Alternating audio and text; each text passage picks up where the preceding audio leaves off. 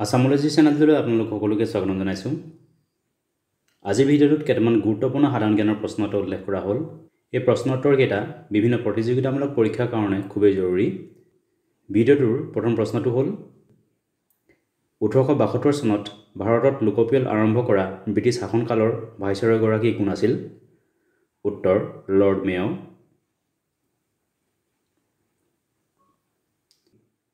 পিটুইটৰি গ্ৰন্থি মানৱ শৰীৰৰ কোন অংগৰ লগত জড়িত? উত্তৰ মগজু। কোনখন ৰাজ্যত বিধানসভাৰ আসনৰ সংখ্যা আটাইতকৈ বেছি? উত্তৰ উত্তৰ প্ৰদেশ। উত্তৰ প্ৰদেশৰ বিধানসভাৰ আসনৰ সংখ্যা হৈছে 403খন। ভাৰতত নিৰ্মিত প্ৰথম শব্দযুক্ত ৰকেটৰ নাম কি? উত্তৰ ৰোহিণী বা RH-75। ভাৰতৰ প্ৰথম মহিলা মহাবিদ্যালয়খনৰ নাম কি? উত্তৰ বেথুন মহাবিদ্যালয়। ভাৰতৰ কোন ঠাইৰ পৌৰ নিগম আটাইতকৈ ডাঙৰ পৌৰ নিগম? উত্তৰ মুম্বাই।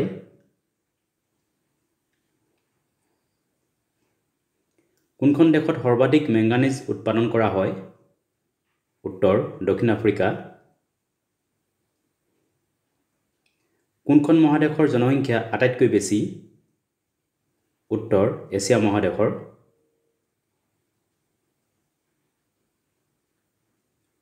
এণ্ডিছ পৰ্বতমালাৰ আটাইতকৈ ওখ শৃংগৰ নাম কি? উত্তৰ একনকগুৱা।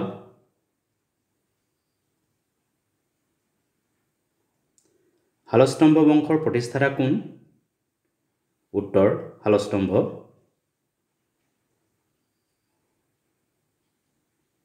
বিভিন্ন ৰাজ্যৰ ৰাজ্যিক বিশ্ববিদ্যালয়সমূহৰ আচাৰ্য হৈছে সেই ৰাজ্যৰ ৰাজ্যপালসকল।